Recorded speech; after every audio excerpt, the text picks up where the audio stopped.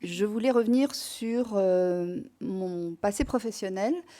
J'ai été pendant 25 ans à l'Éducation nationale comme professeur de lettres. Si je vais en parler ce soir, c'est pour dire que, en tant que professeur, en ayant exercé dans 3 académies différentes, pour 2 ministères, j'ai pratiqué la concertation. Les enseignants qui sont présents ici ce soir savent ce que ça signifie de devoir s'adapter. J'ai été pendant 9 ans titulaire remplaçante, donc l'adaptation, la concertation avec les collègues, la prise en compte des différences au sein des classes, c'est une chose à laquelle je suis très familière. J'ai aussi eu l'occasion d'exercer mon métier à la maison d'arrêt de Colmar pour le ministère de la Justice. Et là aussi, chaque semaine, quand j'arrivais en cours, eh bien, les élèves avaient changé. J'avais de nouvelles personnes devant moi, avec toujours aussi ce respect qui devait s'imposer, puisque nous ne connaissons pas les motifs de leur incarcération. Et voilà, il faut s'adapter, il faut écouter. Notre métier a ça d'extraordinaire, de nous mettre tout le temps sur le fil de l'écoute et de la considération.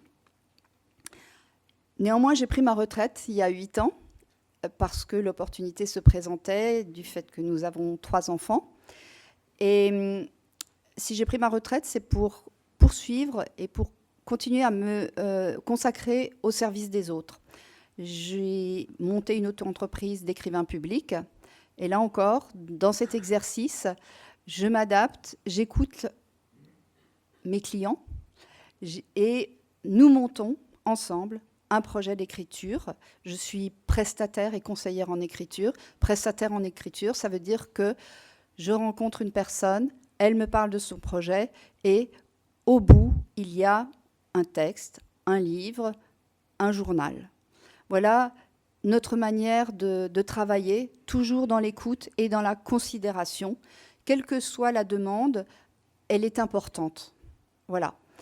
Je passe la parole à Bertrand, qui va également se présenter. Merci, bonsoir à tous.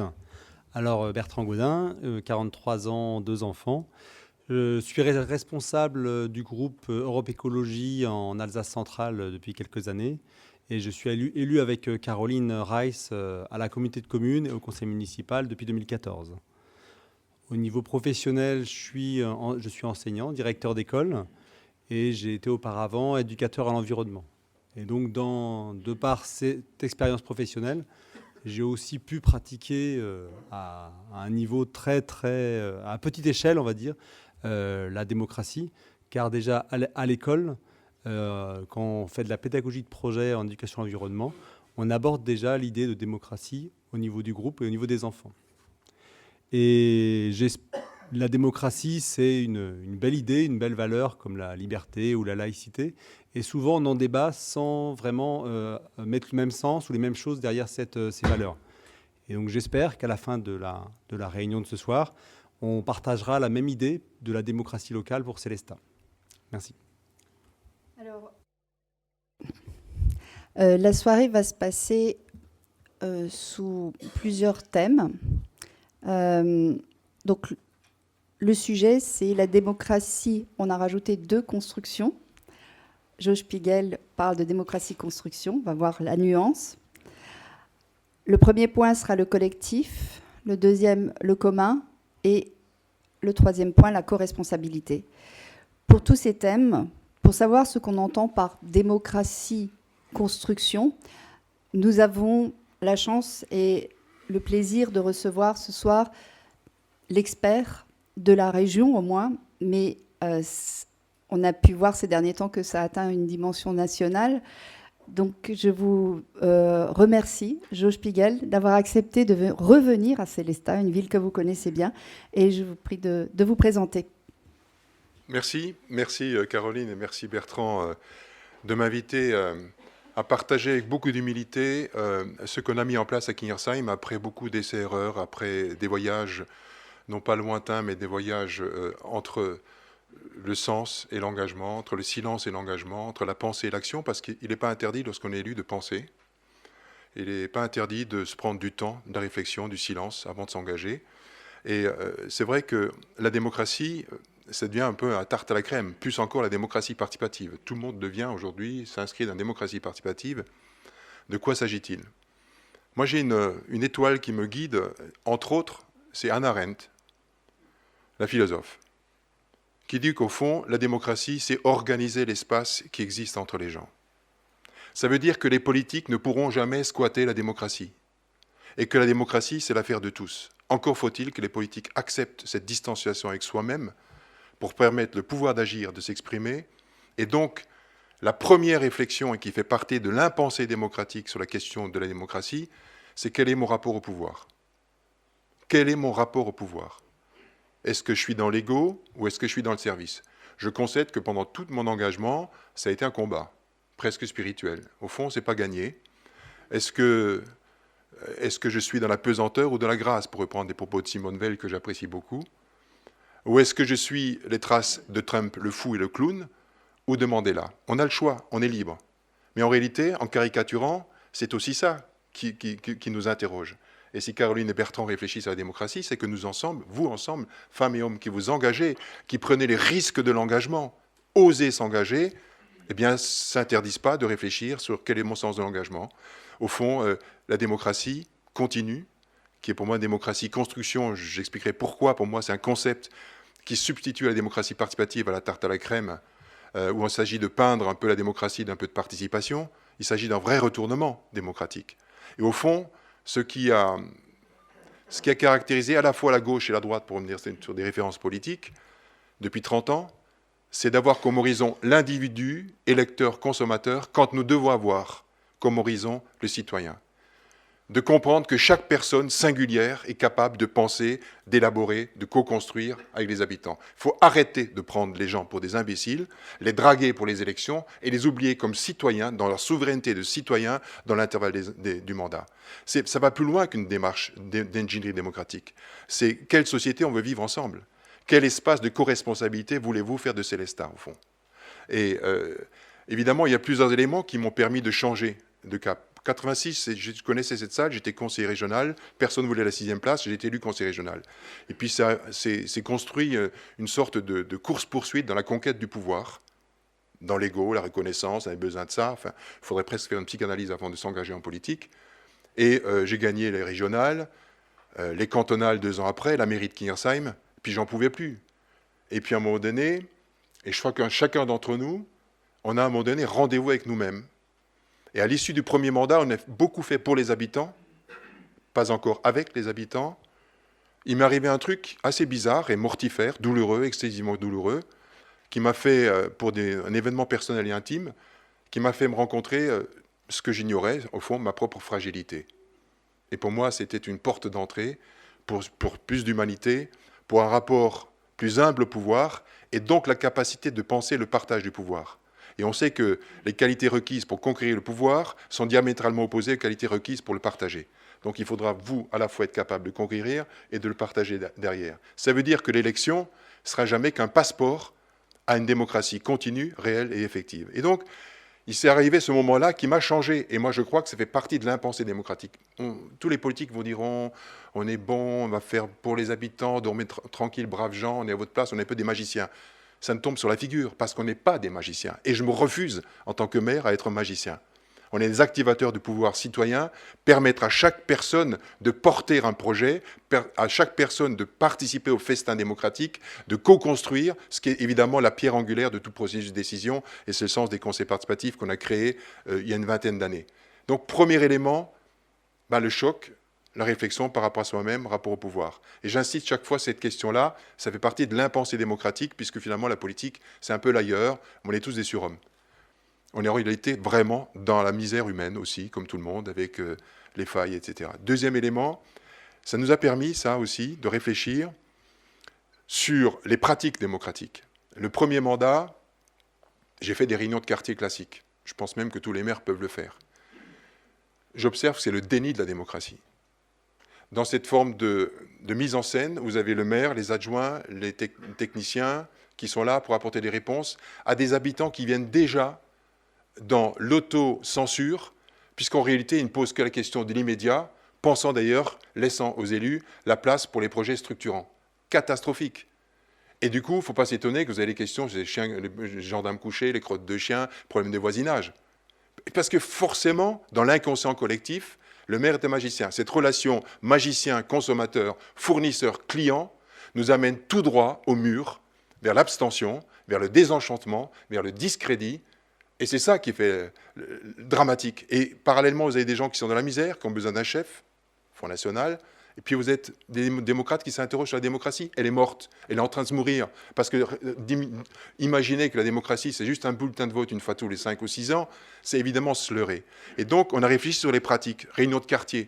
Depuis, on ne fait plus ce type de réunion. C'est diagnostic en marchant. On associe les habitants à cheminer ensemble. J'aime bien ces verbes d'action. Pour moi, c'est la définition même de la démocratie. Cheminer ensemble pour voir ce qui ne va pas, pour qu'on construise ensemble les solutions. Diagnostic en marchant.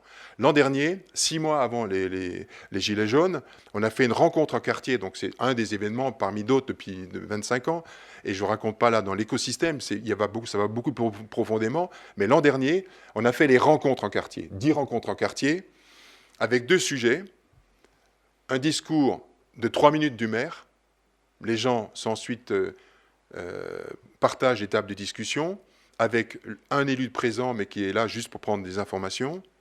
Il se tait, apprendre à écouter. Un collaborateur qui a été formé comme animateur du débat public. Pour moi, c'est important. Il reviendra sur l'ingénierie, ça ne s'improvise pas. Et puis les habitants qui notent pour restituer en séance plénière.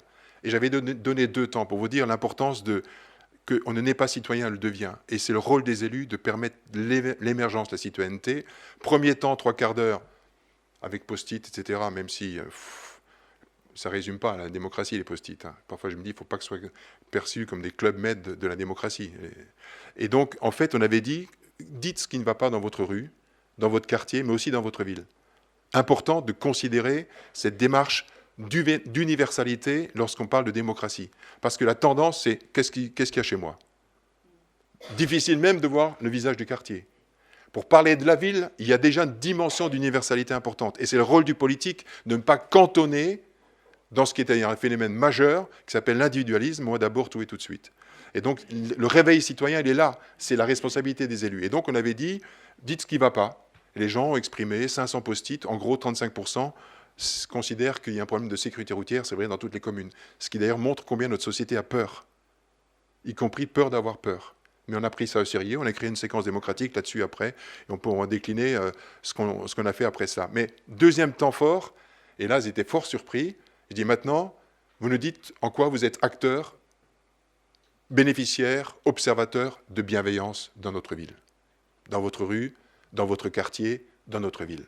D'abord, les gens étaient choqués, et pour eux, ils ont tellement intégré l'idée que la bienveillance peut venir que de la mairie, ils ont dit que du bien de la mairie. C'était plutôt bien pour moi et pour l'équipe municipale, mais ce n'était pas l'enjeu.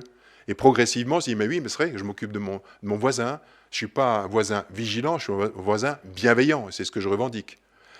Et donc, vous voyez, changement de pratique. À tel point qu'ensuite, le constat qu'on a fait ensemble, et dans ces allers-retours entre la réflexion et l'action, je me suis dit à beaucoup lire. Et il y a 25 ans, je tenais le discours contenu, toute proportion gardée, ceux qui voient aujourd'hui la crise démocratique, qui est une crise de la représentation, qui est une crise beaucoup plus grave qu'on l'imagine. Et on a vu le fossé qui s'est creusé entre les représentants et les représentés. Et le pari qui a été le nôtre à Kingersheim, et qui sera le vôtre, qui sera de ceux de tous les démocrates qui veulent travailler sur la rénovation démocratique, c'est de voir comment on peut changer les donnes. Comment on se pose la question, comment associer les citoyens au processus de décision ? Comment coproduire de l'intérêt général ? Comment construire du commun qui n'est pas l'addition des envies, la sommation des égoïsmes, l'addition des avis ? Comment susciter de l'intelligence collective ? Comment susciter du pouvoir d'agir des habitants ? Et c'est toutes ces questions qui ont été posées et qui finalement, sur la base d'une critique radicale de ce que j'appelle la vieille politique, celle qui consiste à proposer programme quand il faut donner du sens, qui parle posture quand il faut de l'intelligence collective, eh bien c'est sur cette base-là que progressivement, nous avons mis en place un écosystème démocratique qui s'appuie sur plusieurs piliers, j'aurai l'occasion d'y revenir dans quelques instants, avec l'idée que finalement c'est un ensemble qui fait qu'on voit bien que la démocratie, en fait, on est au balbutiement. c'est étonnant de vous le dire, mais je pense qu'on est au balbutiement. On est dans un analphabétisme démocratique, avec un alphabet politicien majeur et une grammaire démocratique qui laisse les gens dans la lassitude. Et en réalité, il faut revivifier une grammaire démocratique. Il faut vraiment que chaque séquence démocratique, on fasse vivre une grammaire démocratique un peu différente que la construction que vous proposez, mais ça ressemble à ça. Je voudrais dire un dernier élément d'introduction. Parfois, les gens me demandent pourquoi, dans une ville qui vote singulièrement à droite au niveau national, nous a toujours porté à plus de 60% au premier tour aux élections municipales. Et je me dis que ce n'est pas pour notre bonne bouille, ce n'est pas seulement pour les équipements qu'on a réalisés, on ne s'est pas trop planté parce qu'on a associé les habitants dans le processus de décision, c'est parce qu'au profond, au plus profond, je n'ai jamais considéré que notre légitimité vient du seul fait d'être élu. En disant je suis élu, et puis après on décide pendant 6 ans, les gens ils dorment tranquilles, on fait leur place. À chaque fois, on a essayé de travailler à une légitimité, non seulement de promesses tenues, mais par le processus. Et pour moi, le processus est fondamental. Vous voyez, on parlera d'intercommunalité tout à l'heure, on voit toujours big is beautiful, on voit l'étendue, jamais le processus de décision qui va nous rendre de nouveau en confiance. Et en réalité, toute la question qui est posée sur la démocratie locale, sur la rénovation de la démocratie locale, qui est exigeante autant pour les citoyens que pour les élus, autant pour les experts que pour les organisations, c'est de redonner la confiance, celle qui manque, et que si la défiance continue, moi je parie, je suis assez pessimiste, je partirai dans un mois, je quitterai la vie politique complètement. Je voudrais aussi terminer pour un truc important, je partirai, je ne pense pas que je pouvais partir dans l'état d'esprit qui est le mien. Il y a 10 ans, 15 ans, je pense que je voyais arriver le vide. Et en fait, je dis souvent, je pars avec le sentiment de n'avoir avoir été senti propriétaire de ce que nous avons réalisé. Et c'est une des raisons pour laquelle on ne fait plus d'inauguration, plus de coupées de ruban. Vous savez, ces coupées de ruban, vous avez le sénateur du coin qui n'y est pour rien, parce qu'il n'est pour rien, ce n'est pas son job. Le député, pareil, c'est juste pour se montrer, pour être réélu. Le conseil général, quand il est bon, il fait 21%, la région, 7%. Et puis l'élu local du coin, qui essaie. Vous voyez, voilà, on porte un ruban fort de plusieurs tonnes, comme si on était propriétaire de ce qu'on a fait. Nous, on remplace les coupées de ruban par des temps d'appropriation. Lorsqu'on a ouvert le parc des Gravières, parc public au cœur de la ville, qui prolonge le poumon vert, un centre vert au cœur de la ville, on l'a fait au moment où les gamins partaient en vacances à 16h. Tous les enfants des écoles et collèges ont pris possession du parc des Gravières. Ils sont devenus coproducteurs et copropriétaires d'un bien qui appartient désormais au commun. Et c'est cette question qui est importante, de relier la question du collectif, plus encore de la coopération, du commun avec la co-responsabilité. Vous êtes au cœur du sujet. Merci. Alors, c'est déjà très dense et je suis ravie d'avoir cette rencontre en enregistrement. Donc, je vous annonce tout de suite, si vous voulez réentendre ce qui a été dit, parce que c'est impossible de prendre des notes, vous pourrez retrouver ça sur notre site internet. Nous allons aborder le premier point, qui est la notion de collectif. Je pense que chacun d'entre vous peut appréhender cette question du collectif, parce que Sélestat, il y a 10 ans, a été élue la ville la plus sportive. Et en termes de sport, on voit ce que ça représente, le collectif. Le collectif, il est nécessaire à la réussite. Et sur un terrain, alors de handball, de basket, je vais parler du volleyball, j'ai un collègue du volleyball. Vous savez peut-être que je suis vice-présidente du club de volleyball de Sélestat. Donc c'est quelque chose qui me tient à cœur. Et la notion de collectif, je la pratique au sein de notre équipe. Et le mot équipe est important également en sport comme en politique. Alors j'ai le plaisir de vous présenter rapidement, au moins visuellement, une partie de notre équipe, de notre liste qui est là ce soir et qui s'identifie pour certains avec un petit badge. Voilà, le collectif, ça, en ce sens, c'est une notion que vous pouvez comprendre. C'est aussi la notion de l'entreprise. Entreprise, si on la prend dans le sens positif du terme, c'est aussi un collectif où chacun a sa place, comme dans une équipe de sport. Il y en a aussi qui ont des rôles, même s'ils sont sur le banc de touche, ils ont un rôle à jouer dans la réussite du collectif, que ce soit au sport ou en entreprise. Je voudrais citer l'exemple aussi, un exemple que vous connaissez bien, c'est l'exemple des Jardins de Gaïa. Les Jardins de Gaïa, une entreprise dirigée par Arlette Romer, une femme extraordinaire à Wittisheim, qui nous sert d'exemple de réussite internationale à partir d'un projet collectif. Pour le terme de collectif doit aussi nous rappeler celui de collectivité. Alors, je vais faire un peu de pédagogie. On est ici, nous tous, nous sommes amenés le 15 mars à élire des représentants pour 2 collectivités. Je vous le rappelle, souvent, Jo Spiegel l'a rappelé, on pense le maire est magicien, tout tourne autour d'une personnalité. Non, vous allez voter pour un conseil municipal, mais aussi pour le conseil intercommunal. Et aujourd'hui, c'est assez incroyable de voir que nous avons quelques spectateurs qui viennent assister aux conseils municipaux assez régulièrement, aux conseils intercommunaux. Il y a, où est-ce qu'il est, Daniel? Daniel est le seul spectateur du conseil intercommunal. C'est incroyable. Alors que des décisions majeures sont prises à l'échelle du territoire. Donc, ce qui compte pour nous, oui, c'est vrai que le président, oui, le président du conseil de développement et qui siège aussi au PETR vient plus régulièrement aussi. Donc 2 personnes, 37 000 habitants concernés, voilà, et 47 conseillers, 45 pour l'instant, 47 au prochain. Donc vous allez voter pour des élus municipaux et pour des élus intercommunaux. Donc ce qui est important, c'est que collectivement, on doit arriver à la réussite de notre territoire. Comme pour un match, il faut réussir et il faut jouer collectif. Alors, jouer collectif, c'est assurer la réussite du territoire. Alors, je vous cite des enjeux qui dépendent de notre solidarité. Les enjeux les plus accessibles, il y en a beaucoup puisqu'on a plusieurs compétences. Je pense par exemple à l'accueil périscolaire, qui est un enjeu. À chaque saison, il faut remettre en question les places dont nous disposons et l'accueil des enfants pour toutes les familles du territoire. L'hôpital est un enjeu de territoire. On n'a pas le pouvoir de décision, mais c'est un enjeu de notre territoire et on doit jouer collectif pour maintenir les services de l'hôpital. Et enfin, un projet d'actualité qui va nous ramener à la campagne électorale à Sélestat, c'est la gare. Donc je vais laisser Bertrand parler du projet gare, du projet de la gare, qui est bien avancé, mais peut-être pas dans les bonnes manières.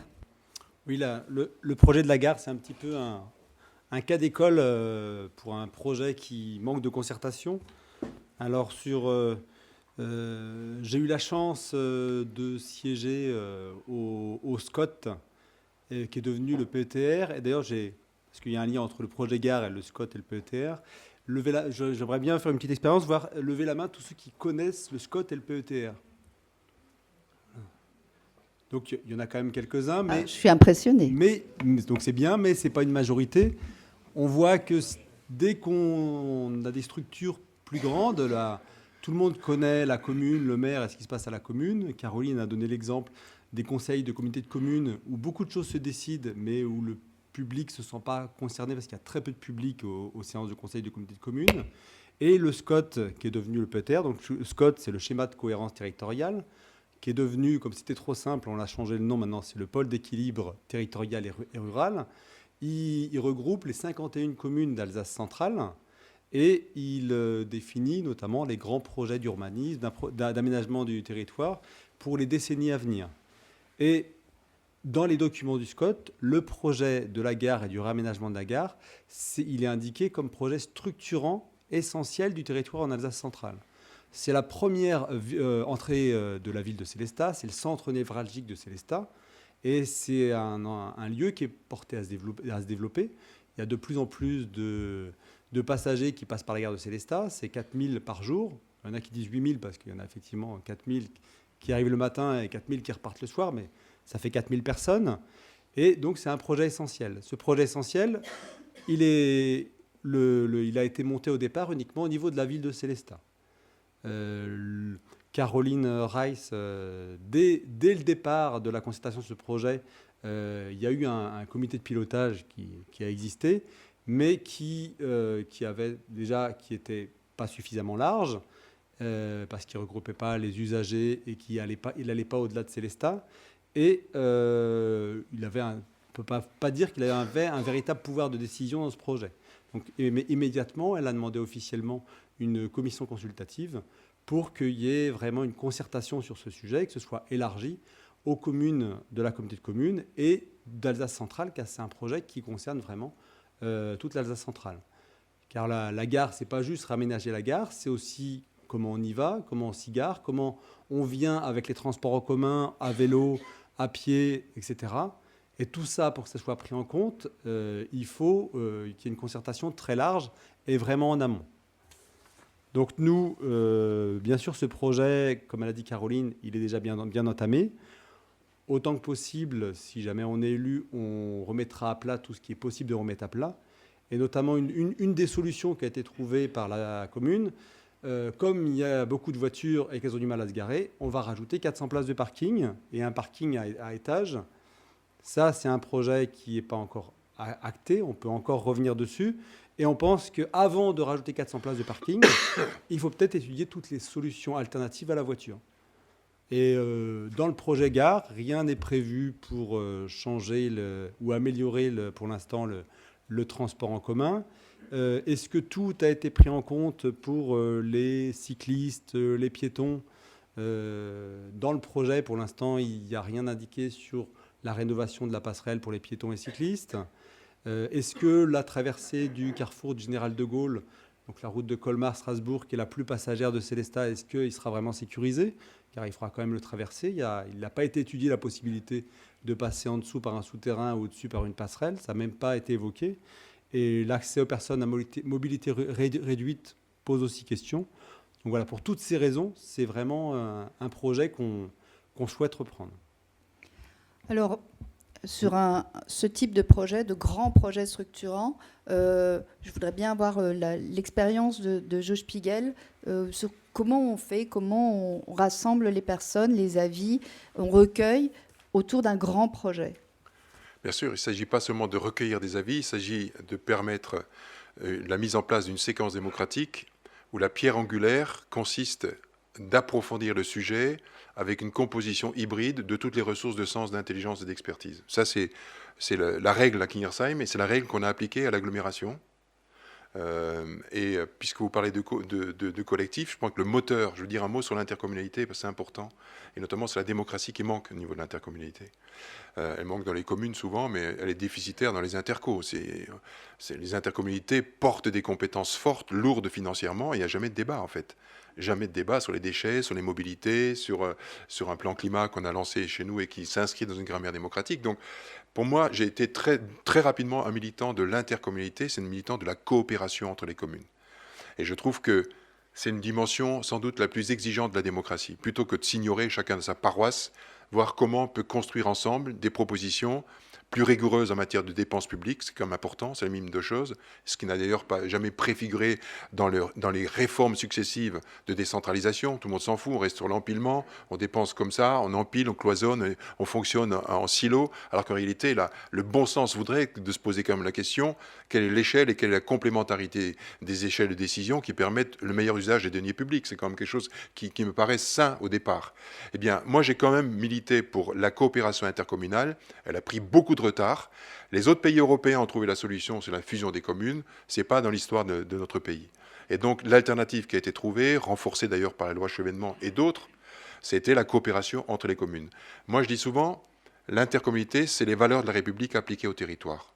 C'est la liberté communale, régulée par l'égalité et transcendée par la fraternité. Ça suppose que l'élu communautaire a une dimension d'universalité qui est très forte.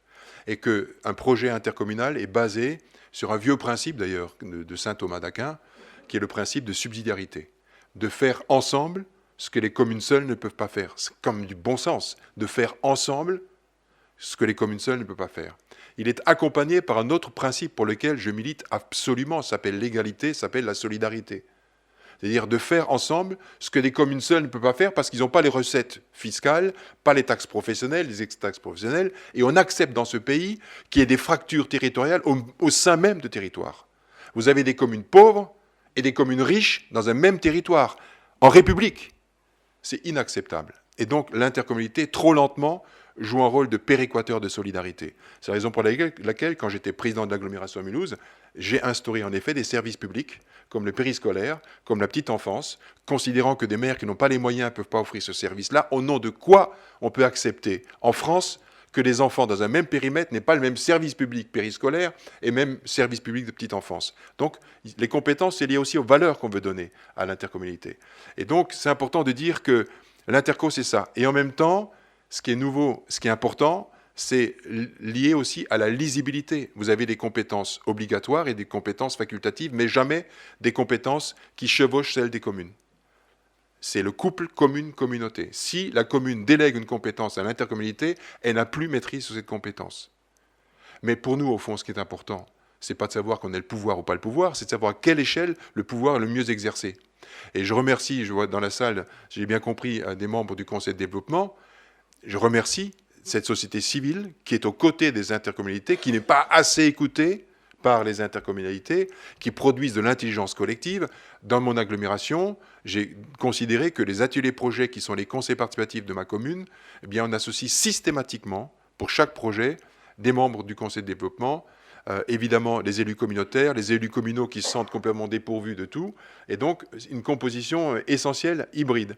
J'ajoute que cet élément est important. Sur l'intercommunalité, quand vous dites c'est le lieu privilégié pour des compétences, eh bien, il se trouve qu'en 2007, j'étais président de l'agglo, on a lancé un des premiers plans climat, air, énergie territorial. Ça s'appuie sur le fait que c'est dans les intercommunalités, heureusement d'ailleurs, à l'ADCF, dont j'étais vice-président, l'Assemblée des communautés de France, on a milité pour que ce soit les intercommunalités qui portent le plan climat et que les communes les déclinent à la mesure de leurs compétences. Parce que pourquoi ? Parce que ça représente le territoire vécu. Vous parlez de territoire. Quand un territoire est représenté, un territoire vécu par les habitants, est représenté par une intercommunalité qui prend sens, alors ce territoire vécu joue comme une plaque pivot entre la personne, le collectif, entre le local et le global, local qu'il ne faut pas considérer comme du bocal, entre le civique et le politique. Et donc c'est important que ce soit l'échelle d'une intercommunalité, qu'on lance un plan climat. Il y a d'ailleurs urgence. Et on a instauré, imprimé toute une grammaire démocratique pour réussir ce plan climat qui se traduit aujourd'hui par une diminution de 36% de production de gaz à effet de serre, par une augmentation de 21% de renouvelables et par une diminution de 17% de la consommation d'énergie. Je le dis avec beaucoup d'humilité parce que je sais et je crois au GIEC, contrairement à d'autres fous qui n'y croient pas, qu'on est déjà en retard. On est déjà sur un scénario de 3 degrés d'augmentation de chaleur, on le sait. Et que d'ici 2030, l'irréversible peut arriver. Et donc, il y a 10 ans devant nous pour accélérer les processus de reconversion climatique, qui doivent être d'ailleurs des reconversions de justice sociale en même temps, et c'est tout l'enjeu d'un logiciel politique nouveau. Et ça peut se faire au niveau du territoire, l'intercommunalité. Eh bien, on a, pour garder la pression et pour considérer que la communauté d'agglomération n'est pas seulement opérationnelle, mais stratège, on a considéré qu'un plan climat, ce n'est pas un plan, c'est une culture climat pour l'ensemble des citoyens, des politiques et des organisations. Le principe, c'est je fais, tu fais, nous faisons.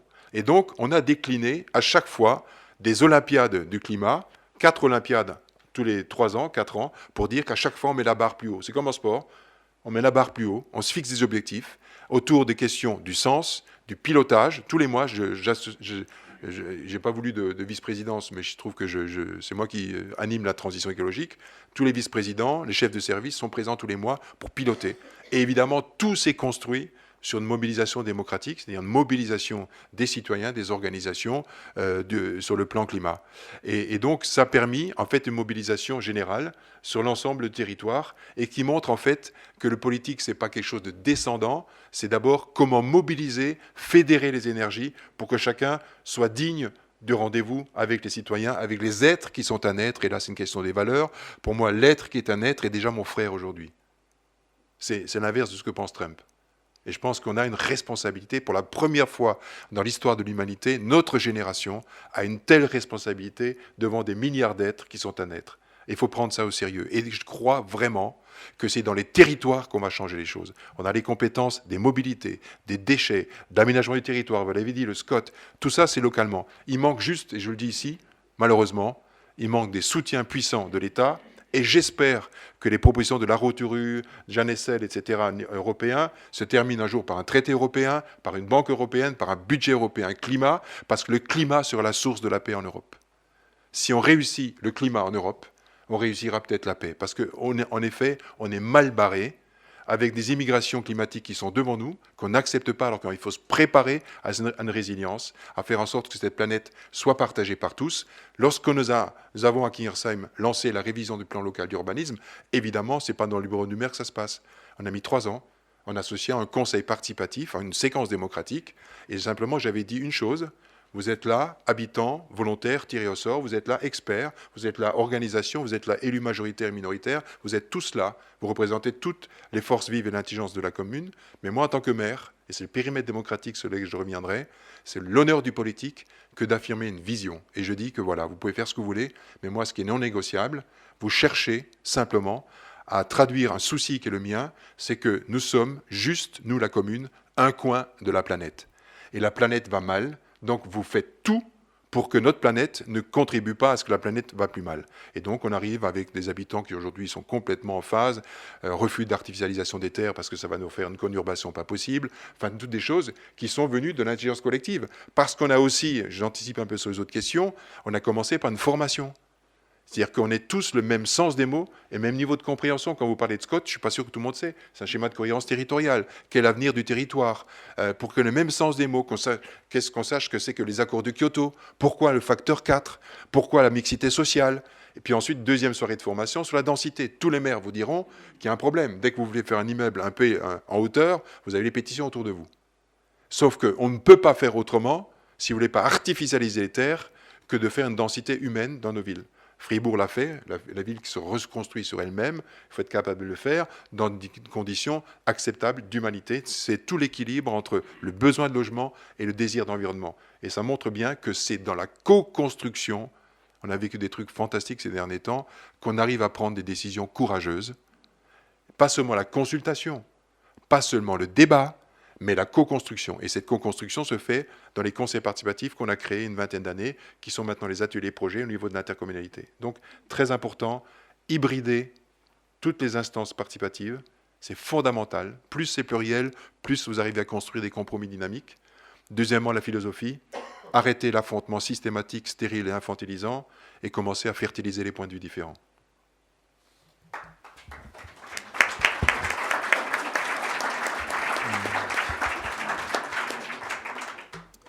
Alors nous, comme Joe Spiegel, nous avons pleinement conscience de l'urgence et du défi climatique qui nous attend. Contre ça, il y a le repli individualiste qui peut paraître être un obstacle pour résoudre ce défi. Et pourtant, le défi climatique, l'écologie, ça peut être une cause commune, une façon, une manière d'aider à fédérer les habitants de la ville, de la communauté de communes, d'Alsace centrale, autour d'un projet commun et de dynamiser et de les emmener dans des projets qui vont permettre de répondre, au moins au niveau local, aux défis climatiques. Pour ça, on a un patrimoine commun ici. Si jamais on parle du réchauffement climatique de manière globale, ça ne parle pas forcément à tout le monde. Par contre, à Célestat, si on prend notre patrimoine commun, patrimoine naturel, qui est l'île Valde par exemple, tout le monde le connaît, ça parle à tous. Les conséquences du réchauffement climatique, on le voit déjà sur l'île Valde. Et pour répondre à ce défi, c'est aussi un exemple où il faut réunir les intelligences collectives pour trouver des solutions pour que dans les décennies et les siècles qui viennent, l'île Valde et la gestion de cette forêt soient adaptées au réchauffement climatique et là aussi son rôle pour limiter le réchauffement climatique. Aujourd'hui, l'île Valde ou les autres projets sur le territoire, c'est des projets qui sont gérés sans véritable concertation.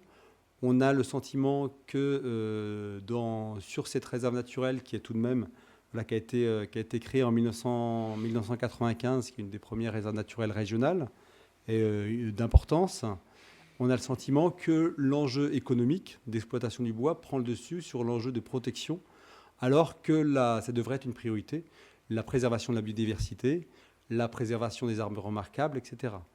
Et il y a même plus que le manque de concertation, il y a même un manque d'information, parce que dans une forêt, bien sûr, on coupe des arbres, mais parfois on vient nous interpeller parce qu'on ne sait pas pourquoi ça a été fait, alors que parfois ça a été fait à raison. Et sur cette priorité écologique, contrairement à ce qu'on pourrait croire, donner une priorité écologique à la forêt, sur le long terme, l'intérêt économique et l'intérêt écologique se rejoignent, car en préservant la forêt aujourd'hui, on préserve la ressource en bois dans 50, 100 ans. Pour nous aider aussi à une meilleure sensibilisation sur l'île Walde, on souhaite faire appel aux brigades vertes, comme c'est déjà le cas à Muttersols, juste à côté. C'est largement fait dans le Haut-Rhin. Et voilà pour ce qui est de la parenthèse de patrimoine naturel de Sélestat. Je vais enchaîner avec le patrimoine bâti, puisqu'on est dans la deuxième partie, là, sur ce qu'on a en commun. Et on a beaucoup de choses en commun, mais d'une façon collective, ce qu'on a en commun, c'est notre patrimoine. Bertrand vient de parler du patrimoine naturel, même si Jérôme me dit la forêt ne nous appartient pas. C'est pas notre patrimoine. La forêt, elle est libre, elle vit sa vie. Par contre, le patrimoine bâti, on en est responsable et il appartient aux habitants. Je voudrais revenir sur Saint-Quirin. Alors, peut-être que certains d'entre vous qui sont ici ce soir n'ont jamais visité, ceux qui sont arrivés récemment, ou peut-être d'autres, n'ont jamais visité ce couvent du XIVe siècle. Ce couvent du XIVe siècle qui est à 200 mètres d'ici, appartenait à la ville de Sélestat. Je suis obligée d'employer l'imparfait puisque, suite à une opération immobilière et suite à la décision de 2 personnes, le maire et son premier adjoint, en 2013, ce monastère du XIVe siècle a été confié, donné, cédé à un promoteur qui a fait un excellent travail, qui l'a restauré, mais qui l'a entièrement privatisé, puisque c'est aujourd'hui une copropriété. Les propriétaires qui ont eu la chance de pouvoir investir dans cet établissement, dans cette rénovation, ont eu en échange un retour sur investissement, puisque c'était extrêmement intéressant de défiscaliser cet investissement. Mais nous, Célestadiens, vous, peut-être, dans la salle, et en tout cas, ceux qui viendront s'installer à Sélestat, ne peuvent plus se promener dans le parc, alors qu'en 2001 encore, on pouvait aller visiter sa grande-tante ou son grand-père, qui était, puisque c'était un EHPAD. Et donc, les Célestadiens le connaissaient bien jusqu'en 2000, et aujourd'hui, c'est terminé. Donc, c'est une décision qui n'est pas passée en conseil municipal, où il n'y a eu aucune concertation, et nous trouvons privés, les générations futures se trouvent privées de ce patrimoine sur lequel on n'a rien eu à dire. Et nous, on trouve ça complètement anormal. Alors, dans la partie qui va suivre maintenant, nous allons vous exposer les différents sujets, une partie des sujets sur lesquels nous allons vous solliciter. Notre programme sera bien différent de celui des autres listes, parce que dans notre programme, vous ne trouverez pas la projection d'un plan tel que celui-ci. Vous ne trouverez pas une image en 3D du futur gymnase. Vous ne trouverez pas une image en 3D de la future gare, parce que nous ne savons pas comment sera le visage de Sélestat tant que nous n'avons pas sollicité votre avis. Donc, nous solliciterons votre avis sur différents points. Pour reprendre la phrase qui a qui en fait nous sert d'exergue à cette soirée, hein, ne plus concevoir des projets pour les habitants, mais avec eux. Il y a, je voudrais aussi vous rappeler les différents degrés de la concertation.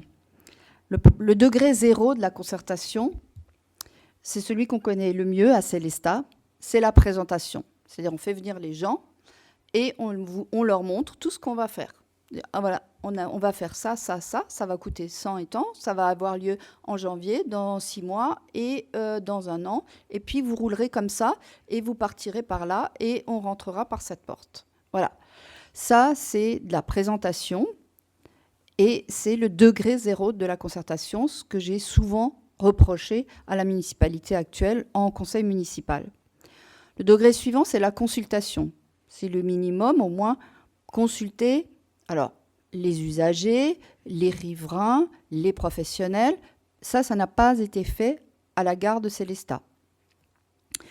Ensuite, on passe à la concertation et puis à la co-construction. C'est le minimum que nous souhaitons engager avec vous à partir du mois d'avril. Alors, parmi cette concertation, nous souhaitons l'ouvrir à tous les habitants et Jo Spiegel pourra nous donner son avis là-dessus. À tous les habitants à partir de 16 ans, on s'est dit, c'est pas parce qu'on vote pas qu'on n'a pas son avis à dire. Et surtout, quand on fait on dit toujours, on fait des projets pour la jeunesse. La jeunesse, elle sait ce qu'elle veut comme projet. Donc, mais il faut juste lui demander et l'écouter. Donc, on voudrait solliciter cette concertation à partir de 16 ans et à toutes les personnes qui sont à même d'apporter une idée, un avis, un vécu par rapport à ce projet. Alors, Bertrand, tu vas pouvoir exposer les différents projets. Oui, alors bien sûr, le projet le plus important pour Célestat qui va nous concerner très rapidement, c'est le projet gare. Comme disait Caroline, le degré de concertation dans ce projet est proche du degré 0 parce que même j'ai rencontré des Célestadiens récemment qui ont découvert dans la presse et dans les derniers comptes rendus du conseil municipal ce projet-là parce qu'on en reparlait. Est-ce que notre groupe et l'autre groupe d'opposition soulevait le manque de concertation sur ce projet et le problème de dimensionnement de la concertation pour un projet qui concerne tout le territoire de l'Alsace centrale. Donc, bien sûr, ce projet-là, dans la mesure de tout ce qui est possible de remettre à plat, nous reviendrons dessus et nous ferons de la concertation. Sur la question des déplacements et d'accessibilité, bien sûr, on a des idées, mais ça doit se faire aussi en concertation avec les habitants. La place du vélo, des piétons et des autres déplacements doux dans notre quotidien. On sait qu'il y a un manque de continuité dans les pistes cyclables, qu'il y a des choses à améliorer, mais la meilleure façon de faire, c'est en concertant les habitants, les associations, qu'on arrive à améliorer les choses. La sécurisation des abords des écoles, on pourrait dire on ferme la circulation devant toutes les écoles, ou inversement, il se trouve que dans ces écoles, il y a des équipes qui travaillent, il y a des représentants de parents d'élèves, et ont sans doute des idées, et on travaillera avec eux pour trouver la meilleure solution. La circulation des poids lourds aussi, il y a un transit des poids lourds qui existe sur la route de Colmar, route de Strasbourg. Est-ce qu'on doit maintenir le transit des poids lourds dans la ville de Célestat, alors qu'il y a la possibilité de l'éviter? Donc, tous ces sujets, c'est des sujets qui seront mis à concertation, et d'autres. Alors, il y a évidemment en dehors du projet gare, il y a deux grands projets qui attendent notre territoire, ou que notre territoire attend plutôt. C'est la réfection du gymnase Köberlé. Alors moi, j'appelle ça encore le gymnase Köberlé. Il y a la piscine Köberlé, le gymnase. La ville a lancé il y a 2 ans le grand projet Charlemagne. Ils ont donné ce grand nom. Avec une absence totale de concertation, encore une fois. Donc c'est un projet, on a découvert il y a 1 mois qu'il y avait un financement prévu à hauteur de 22 millions. Donc moi j'ai appelé ça un projet pharaonique. Je ne sais pas, en tant qu'élu de la ville et de la communauté de communes, je ne sais pas qui a chiffré, comment c'est chiffré, pourquoi qu'est-ce qui est prévu, enfin on ne sait pas. Mais voilà, le projet a été estimé à 22 millions. Nous, c'est pas encore fait, donc justement là on a vraiment la latitude. C'est un besoin réel, c'est une attente importante des clubs sportifs, des lycées et des collèges et aussi des écoles primaires. Donc il faut concerter, il faut absolument associer toutes les personnes concernées à ce nouveau projet. Un autre projet dont nous avions déjà parlé en 2014 et qui n'a toujours pas vu le jour, alors que c'est un réel besoin, une vraie attente de nos concitoyens, c'est la maison des associations. Donc là encore, on aurait pu dire, ben voilà, on va faire une maison des associations ici, là, de telle manière, avec tant de mètres carrés. Non, on ne sait pas. On va d'abord écouter. On avait pensé au foyer Saint-Charles qui appartient à la communauté de communes, donc c'était facile de récupérer cet emplacement. On a appris entre-temps, parce qu'on a voté une ORT récemment, une opération de revitalisation du territoire, qu'un autre projet est prévu. Donc, on va d'abord consulter l'autre projet qui est en rapport avec l'évasion, un centre de ressources culture et handicap. Donc, c'est un partenaire extrêmement important et nous ne voulons pas empiéter sur leur projet. Mais comme nous n'étions pas au courant, eh bien, nous en avions parlé. Donc, la maison des associations, c'est un sujet que nous aborderons dans cette séquence démocratique pour la mener, la conduire au mieux afin qu'elle réponde réellement aux besoins des associations. Pas comme la maison des aînés et des aidants qui finalement a suscité beaucoup plus de déception que de satisfaction, étant donné que les gens pensaient qu'il allait se passer quelque chose pour les loisirs de ces personnes. Et c'est juste un guichet unique administratif. On a réuni plusieurs administrations au même endroit. Donc passons. Donc, maison des associations. Il sera aussi question de vous consulter sur la sécurité et la tranquillité publique. C'est sans doute le thème qui revient le plus souvent lorsque nous échangeons avec vous dans cette campagne. Nous faisons une campagne à domicile, nous croisons les gens sur le marché et sur tous les terrains. La question de la tranquillité publique revient. Elle s'exprime beaucoup sur les réseaux sociaux, sur Facebook, le groupe Au cœur de Célestat, par exemple. Ça veut dire que les gens ne sont pas assez écoutés. Ils s'expriment sur des réseaux sociaux parce qu'il n'y a pas de réponse. Or, un maire a la possibilité de répondre, il est en charge, il a cette responsabilité de la tranquillité publique. Et donc, je m'engage à apporter une réponse à tous ceux à toutes celles qui exprimeront un besoin, un mal-être face à des incivilités ou un manque de tranquillité dans leur vie quotidienne. L'autre thème que nous allons soumettre à concertation, c'est la place de la nature dans la ville. Alors, sur tout le quartier, piscine, rempart, lac de canotage, camping, c'est un quartier qu'on doit considérer dans sa globalité. Regardez le parc des Remparts. Donc, grande inauguration en décembre 2013, en pleine campagne électorale. Le parc, alors en décembre 2013, on ne s'en rendait pas compte. Sauf que l'été 2014, on s'est rendu compte qu'il n'y a pas un seul arbre dans ce parc. Et que les familles, on a mis des jeux pour les enfants, pour les petits. Et donc, ces jeux sont inoccupés pendant tout l'été parce qu'il fait trop chaud.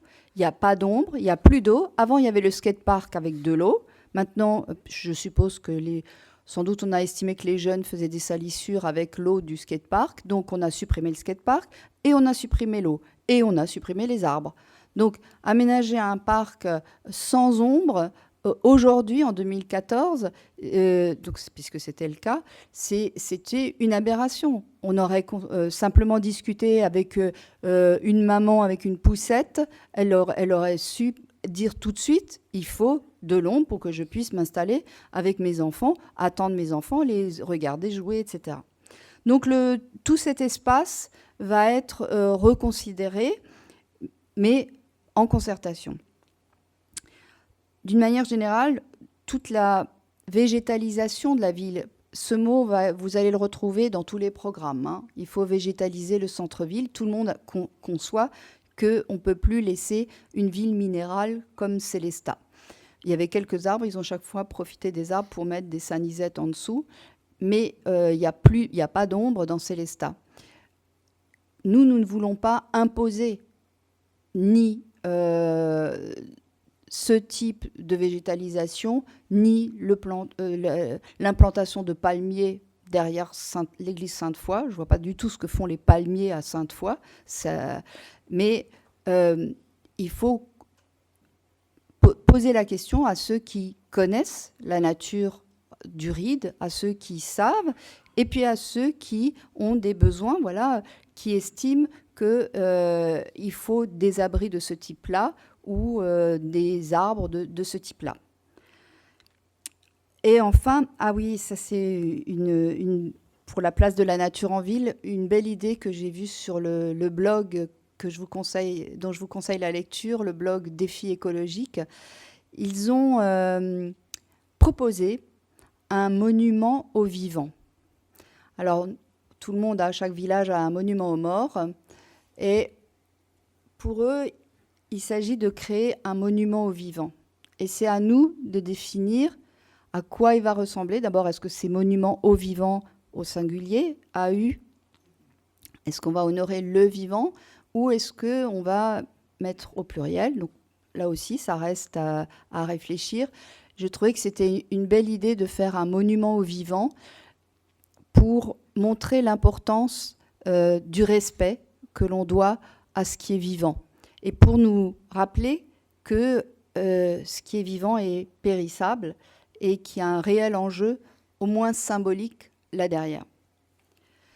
La question des cérémonies, elle sera aussi soumise à concertation. Je pense qu'il faut faire évoluer les cérémonies. Et quand on célèbre l'armistice du 8 mai, c'est pas anodin de la faire, par exemple, à l'école Jean Monnet, qui est dans le quartier de la Filature. C'est un quartier qui est souvent mal considéré. Et puis, plutôt que de mettre les porte-drapeaux au monument aux morts, pourquoi ne pas les mettre dans la cour de Jean Monnet pour rappeler aussi qui était Jean Monnet et pour rendre un hommage à la résistance. Donc, c'est une idée qui sera soumise aux Célestadiens. Dernier point, c'est la question du tourisme. Le tourisme, les festivités à Sélestat, il y a beaucoup de choses qui ne conviennent pas aux habitants. Je pense à la fête foraine et à son emplacement. Il faudra réfléchir à un autre emplacement.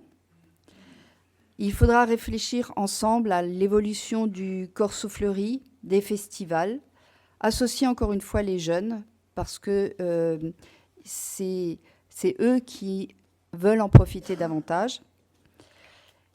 Et enfin, alors ça c'est toujours sur le plan du tourisme, c'est une réflexion qu'on devra avoir au niveau de la communauté de communes, c'est parce que ça concerne tout le territoire.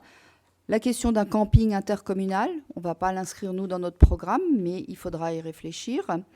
Et puis réfléchir ensemble à la réduction de l'impact carbone des trajets vers le Haut-Königsbourg. Là encore, ce fleuron de l'Alsace, 580 000 visiteurs chaque année, dont ça veut dire, je ne sais pas moi, 400 000 voitures qui montent là-haut. Donc c'est une vraie question et c'est quelque chose qu'on devra réfléchir à l'échelle du territoire, avec les collectivités locales bien sûr, le département qui est propriétaire, donc c'est la moindre des choses, mais aussi les acteurs économiques qui, eux, ont besoin de ce trafic. Comment voir avec eux, comment faire pour réduire l'impact carbone des déplacements vers le château du Haut-Königsbourg. Alors, je vais peut-être poser la question à Jo Spiegel pour voir un peu comment on rassemble tous ces acteurs autour différents projets. En fait, j'aime bien citer Jean Piaget, qui est un psychogénéticien, qui disait qu'au début était la réponse. J'ai l'impression que vous avez la réponse.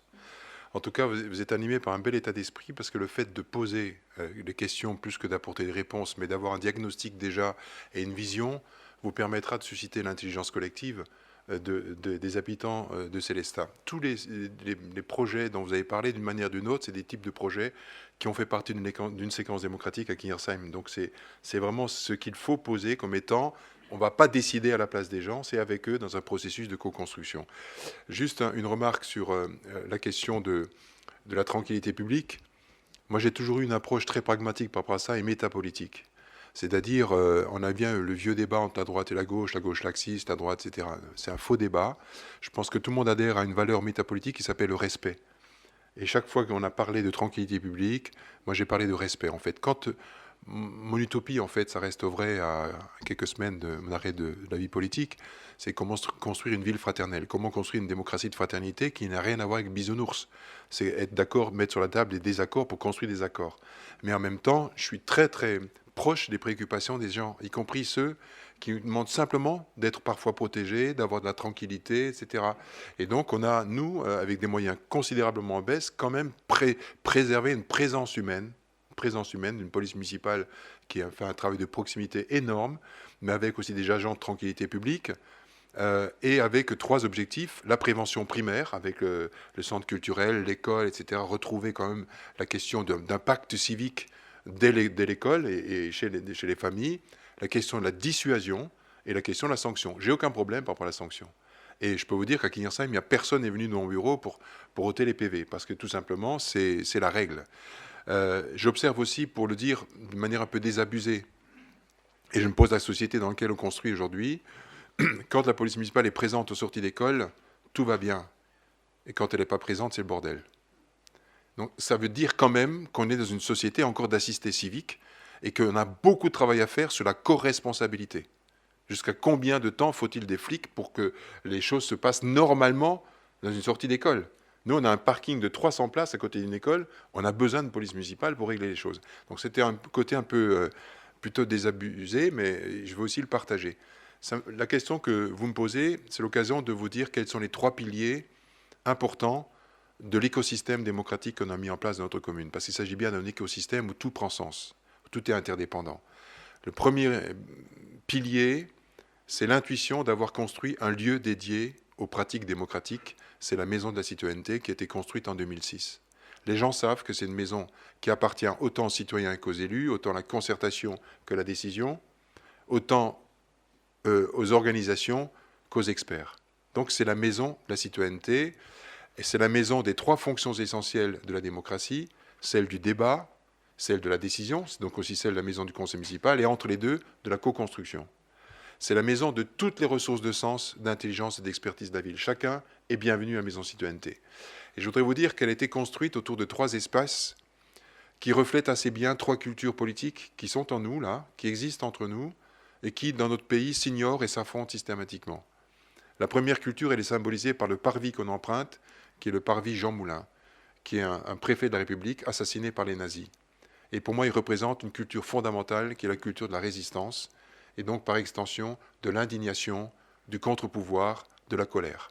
Et quand un élu ne sait plus s'indigner face au non-sens du monde, je ne sais pas ce qu'il fait encore en politique. Et donc la culture de la résistance. Vous passez par l'espace Jean Jaurès, qui représente pour moi la culture de l'utopie, et donc par extension de la vision, du projet, de ce qui est à advenir. Et un politique qui n'a pas de vision, je ne vois pas quel est son rôle. Et puis vous arrivez dans l'Agora Pierre Mendès France, de ces grands hommes d'État, la preuve, il a duré que 7 mois, qui reflète la culture du parler vrai, de l'engagement, de la régulation, du principe de réalité. Et en réalité, l'idéal démocratique, dans tout processus pour nous, c'est de savoir comment on peut marier ces 3 cultures, comment on peut les fertiliser, comment accepter l'idée qu'on soit en colère, mais qu'à un moment donné, la colère terminée, on fertilise les points de vue pour construire une utopie, mais une utopie réaliste, c'est-à-dire que le budget n'est pas extensible, et comment le principe de réalité s'inspire de ça. Et toutes les séquences démocratiques qui ont bien fonctionné, et je peux vous dire que globalement ça fonctionne bien, ça réagit, ça répond à cet idéal démocratique, de permettre de fertiliser la culture de l'utopie, de la résistance et de l'engagement. Le deuxième pilier, c'est la base, c'est les fondamentaux de l'écosystème démocratique. C'est de dire qu'à chaque fois que nous mettons en agenda un projet qui est inscrit dans notre contrat municipal, parce que je crois à la représentation et je crois à une vision, et je crois aussi à la promesse tenue. Je dis ce que je fais et je fais ce que je dis. Mais c'est un contenu qui n'est pas encore de programme.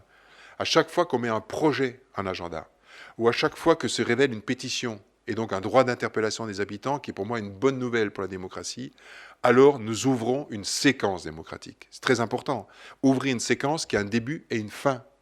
Et cette séquence doit être décisive pour la décision des élus. Vous voyez ? Le continuum démocratique entre la phase décisive, de débat, de concertation, le temps qu'il faut, et la phase décisionnelle qui appartient aux élus. Je vous dirais même que, pragmatiquement, ça se passe lors des séances de conseil municipal, comment la transition se fait concrètement. Mais je reviens sur le parcours, et plus exactement sur comment c'est validé. Une séquence est validée par ce qu'on a mis en place, un conseil communal de la démocratie, qui associe une quarantaine de citoyens dits agoracteurs engagés, la municipalité, les collaborateurs et les fédérations, les associations fédératrices. On se réunit une fois toutes les 6 semaines pour valider, suivre et évaluer toutes les séquences démocratiques.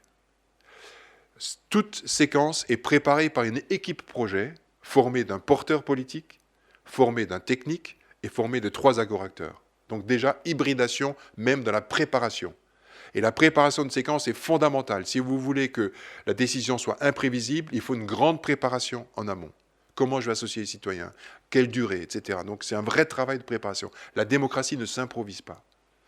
Et on demande pour valider la séquence démocratique que les porteurs de projets, les 6, les 5 ou 6 ou 7, travaillent à ce que toute la grammaire démocratique soit investie dans la séquence. Et dans la grammaire démocratique, ça ressemble en gros à ce que vous disiez, mais on a essayé de travailler à partir d'une grammaire qui a été validée par les habitants lors des États généraux permanents de la démocratie en 2004. Le premier créneau démocratique, c'est, pour l'élu, se mettre à l'écoute, quand c'est une pétition. Se mettre, pas seulement écouter, se mettre à l'écoute. La deuxième créneau démocratique, lorsqu'on met le projet en agenda, c'est donner du sens. Pas seulement informer, donner du sens. C'est le rôle du politique. On crève de l'absence de sens en France. Donner du sens. Troisièmement, susciter le débat le temps qu'il faut. Quatrièmement, et c'est la pierre angulaire de tout processus, celui qui dure, co-construire ensemble les solutions. Dernier échelon, s'engager. S'engager par une décision communale ou s'engager personnellement par rapport au climat ou s'engager pour les organisations. Pour moi, décider et s'engager, c'est la même chose. Et donc, il faut que cette grammaire fasse vivre cette démocratie, cette séquence démocratique. Comment ça se passe ? Quel est le parcours d'une séquence ? Mise en agenda d'un projet, information à tous les habitants, on crée également du sens dans l'information. Acte 1 de la séquence, réunion publique. Cette réunion publique est juste le départ constituant de la séquence démocratique. Donc, en fait, on a une constituante permanente pour chaque projet. C'est une démocratie de projet.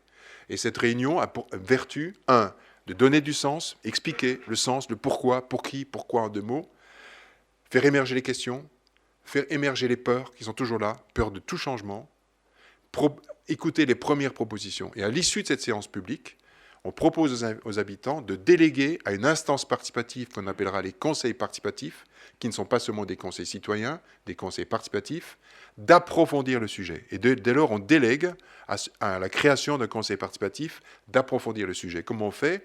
On fait un appel à candidature des habitants présents, mais comme souvent, dans la catégorie des personnes, c'est les TLM, toujours les mêmes, souvent les retraités, on procède à un tirage au sort pour 40% du collège des habitants. Collège des habitants. Collège des élus majoritaires et minoritaires.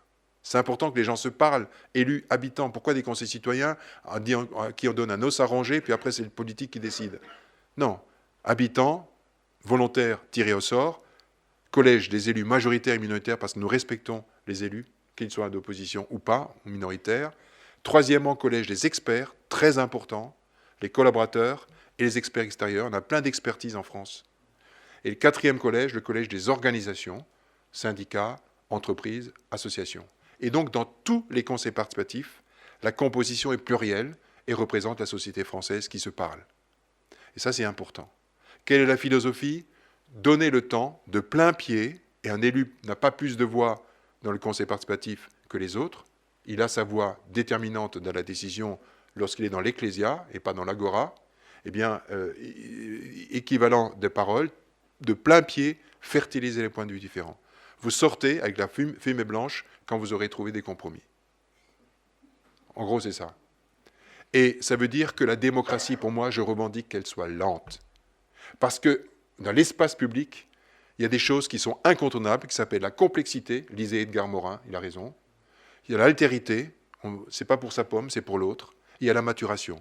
Souvent, quand j'ai un problème, je trouve que je suis sportif, j'étais athlète, puis maintenant je fais du vélo, j'ai besoin de 3 nuits et 2 sorties de vélo. Mais c'est juste les synapses qui fonctionnent. Et en fait, les habitants, c'est pareil. Il faut voir le cheminement qui existe entre le début et la fin. Le cheminement, c'est quoi? C'est le passage du jeu singulier au nous collectif, du cas particulier à l'intérêt général. Et pour l'élu, c'est plus faire pour les habitants de manière condescendante, dire ce qu'on a décidé, c'est faire avec eux. C'est pas être dans un face-à-face stérile et infantilisant, c'est coproduction. C'est pas la loi du tout ou rien qui fonctionne nulle part, c'est le plus ou moins constructif. C'est ce que j'appelle la construction de compromis dynamiques. Il faut avancer les choses qui n'ont rien à voir avec les consensus mous qui se décident dans l'entre-soi de quelques élus. Et donc, parcours, réunion publique, conseil participatif, et à l'issue des travaux du conseil participatif, réunion du conseil municipal, je suspends la séance du conseil municipal, je demande aux adjoints de se retirer et laisse la place aux représentants des collèges pour faire leurs préconisations sur la base desquelles on vote. Vous voyez le continuum démocratique entre phase décisive et phase décisionnelle. En d'autres termes, je ne suis ni dans la démocratie participative, ni dans la démocratie directe. Je fais la synthèse, le dépassement des deux. La démocratie participative, c'est participer sans voter. La démocratie directe, c'est voter sans participer. Et ben nous, on fait tout. C'est-à-dire qu'il y a un continuum. Voilà. Et donc, ça, c'est la séquence qui se termine, et un début et une fin. Et les gens se sentent importants, puisqu'ils n'ont pas seulement été entendus, ils ont même fait l'expérience, l'épreuve de la différenciation des avis. Tout processus démocratique, pour moi, est une épreuve. Je suis désolé de le dire, c'est pas simple de prendre une décision. C'est toujours une part de renoncement. Contrairement à ce que l'idéal que donnent les politiciens, pas de problème, magicien, vous savez, ça c'est grave, ça. Puis les conseils participatifs, il y a quelques règles importantes, quelques conditions de réussite, mais c'est que du bonheur après. C'est la base démocratique la plus large possible. Il faut que personne ne soit oublié au festin démocratique. Deuxièmement, la représentativité, c'est très important. Plus la composition est plurielle, plus vous créez les conditions du dialogue. Je vous donne un exemple. Si vous faites un espace de jeu dans un quartier, vous n'invitez que les riverains, ce n'est pas la peine de faire de conseil participatif. La réponse sera non, parce que la peur est là. Si vous créez un conseil participatif en réfléchissant sur la composition, en tenant compte des riverains, mais ils ne peuvent pas être majoritaires, l'intérêt général, c'est quand même aussi ça. Mais y compris avec les habitants de second degré, vous mettez dans le coup les enfants du conseil municipal des enfants, des experts, vous créez les élus, vous créez les conditions, de quelles conditions on ouvre, on clôture, etc. Vous créez les conditions de faire du compromis dynamique. Et donc, base démocratique, représentativité. Troisième élément important, revenir au sens de l'éducation populaire. Chaque séquence démocratique doit être l'objet de donner du sens à ce qu'on fait et d'entendre les gens. Et donc de former le même sens des mots, même niveau de compréhension. Élément important, quatrième condition, la qualité démocratique, c'est-à-dire comment l'ingénierie démocratique, comment animer le débat, comment faire du consentement progressif qui n'est pas du consensus. Compliqué. C'est pour cette raison pour laquelle, dans un premier bouquin qui s'appelle Faire une démocratie, j'avais proposé que dans chaque bassin de vie, on ait à nos côtés un ingénieur de débat public qui puisse créer l'intelligence collective et qui sorte de l'alphabet politicien où le maire est l'alpha et l'oméga de tout. Et en fait, on agit par affect, par technique, par étiquette, par partisan, etc. Et puis, le dernier élément important, c'est vraiment l'honneur du politique. Et c'est en ce sens qu'on essaie de trouver l'articulation entre la démocratie, la parole libre et la République, la chose du commun. C'est le périmètre démocratique. Qu'est-ce qui est discutable, qu'est-ce qui est négociable, qu'est-ce qui ne l'est pas. Si vous ne le faites pas, vous allez créer de la frustration. Quitte à mettre le périmètre démocratique en discussion. Par exemple, lorsqu'on a associé les parents, les enseignants à la réforme de l'aménagement du temps de l'enfant, j'avais dit tout est ouvert. Mais il y a deux choses qui pour moi sont non négociables. Je suis un élu de la République et j'applique la loi. Deuxièmement, c'est une réforme qui est faite pour l'enfant et pas d'abord pour les parents, les enseignants et les lobbies touristiques. J'ai dit ça, maison institutionnelle était remplie, silence dans la salle, on a avalé, et puis après c'est parti. Le rôle du politique, c'est quoi? C'est d'élever le débat public, c'est tirer vers l'avant et tirer vers le haut. Avant d'être de droite ou de gauche, il est d'abord quelqu'un de l'éthique de l'action publique et qui fasse jaillir l'intelligence collective. C'est pas simple, mais que du bonheur quand ça marche. Merci.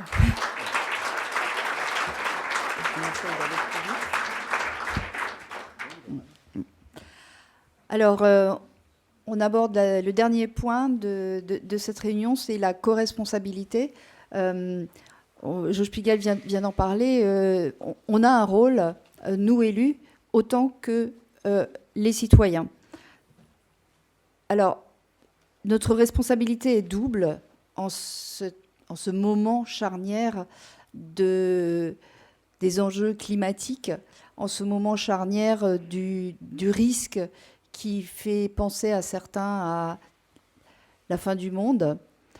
Je ne sais pas s'il y a des adeptes de la collapsologie. Oui, c'est un peu... Voilà, je vous comprends. Je vous comprends et nous avons une responsabilité importante face aux enjeux climatiques. Bertrand, si tu veux prendre la parole là-dessus, par rapport à Célestat, parce qu'en fait, on se rend compte qu'on a des leviers. Voilà. Juste avant de parler de notre responsabilité climatique, juste une anecdote par rapport à ce que vient de dire Josh Pigalle. Il a bien décrit ce qui se passait dans sa maison de la citoyenneté. Nous avons la maison qui porte exactement le même nom à Célestat, la maison de la citoyenneté, où il y a la police municipale. Il n'y a pas exactement la même chose qui se passe. Comme quoi, deux choses peuvent avoir exactement le même nom, mais on ne met pas forcément les mêmes choses derrière. Voilà. C'était pour l'anecdote. Sinon, voilà, notre responsabilité face aux enjeux climatiques, elle est réelle, mais on ne peut pas la porter. Voilà un exemple de responsabilité qu'on ne peut pas porter tout seul en tant qu'élu. On ne pourra pas faire tout seul. Et donc, il faut associer tous les partenaires. J'avais donné l'exemple de l'île Valde ou de la forêt. Eh bien, on associe avec tous les acteurs de la forêt, que ce soit l'ONF, les associations de protection de la nature, les usagers. Pour le reste du territoire, on associe aussi les agriculteurs. Et on associe finalement des personnes qui n'ont pas forcément l'habitude de se parler. Agriculteurs et associations de protection de la nature, naturellement, ils ne vont pas se mettre forcément autour d'une table et de trouver des solutions communes. On a aussi un enjeu important, notamment en Alsace, on l'a vu encore aujourd'hui dans la presse, c'est l'eau. Notre nappe phréatique, la plus grande d'Europe, est polluée en grande partie. Et si vous avez lu aujourd'hui le journal, ils n'ont pas trouvé un seul point de captage entre Mulhouse et Haguenau, où ils ont trouvé 0 polluant dans l'eau, même en cherchant en profondeur, à plus de 100 mètres de profondeur. Donc c'est quelque chose qui pose question. Et préserver cette ressource, c'est aussi d'une importance nécessaire dans l'enjeu climatique, mais aussi c'est une question de santé publique. Et dernière chose, pour pouvoir faire adhérer la population à l'idée de faire des efforts pour lutter contre le réchauffement climatique, il faut être exemplaire en matière de sobriété énergétique. Donc la première des choses, c'est d'isoler ces bâtiments communaux, d'utiliser au maximum les énergies renouvelables, d'être exemplaire aussi au niveau des déplacements. Et c'est seulement en étant exemplaire qu'on ne peut pas donner des leçons à nos habitants en disant on va tout faire face aux défis climatiques et ne rien faire dans la collectivité. L'autre défi qui nous attend, on en a bien conscience, c'est de faire face aux enjeux sociaux. Vous le savez, vous le constatez, vous le voyez, la situation sociale à Célestat est principalement au centre-ville, mais pas seulement. C'est considérablement dégradé et les derniers chiffres, les dernières études le prouvent, malheureusement. Je disais, il y a Célestat, en fait, au centre-ville, c'est plus de 3000 pauvres, 3200 pauvres. Sur le territoire, c'est 4357 pauvres. Ce sont des personnes qui vivent sous le seuil de pauvreté et nous avons cette responsabilité. Mais là encore, nous pouvons nous appuyer sur l'expertise qui existe sur le territoire, l'expertise et le savoir-faire des associations. Nous pouvons aussi nous appuyer sur la volonté à la fois des individus, des associations et des institutions. Donc, ce qu'il faut pour faire face à cette dégradation sociale, pour lutter contre les inégalités sociales qui se creusent en France, mais aussi à Célestat, c'est mettre en synergie toutes les associations, toutes les forces qui pourront nous permettre d'agir et de lutter efficacement contre ces inégalités sociales. Ça, c'est ce que nous allons engager très tôt, très vite, parce que nous connaissons les acteurs, nous les avons pratiqués, nous les avons rencontrés pendant tout notre mandat. Nous avons siégé dans les différentes instances et nous savons à quelle porte frapper et quelles personnes associer très rapidement pour engager cette lutte contre les inégalités sociales. Nous devons aussi nous appuyer sur la concertation d'une manière générale. Et puis, si tu veux en parler, la concertation, comme l'a dit Jo Spiegel aussi, la concertation, elle commence au sein même de notre équipe. Oui, notre volonté de plus de démocratie ne date pas d'aujourd'hui. Depuis 2014, au sein de notre équipe municipale, même si on n'est que 3 personnes au conseil municipal, notre liste de 2014, on a toujours travaillé dans l'idée que toute la liste pouvait participer au débat démocratique au cours du mandat.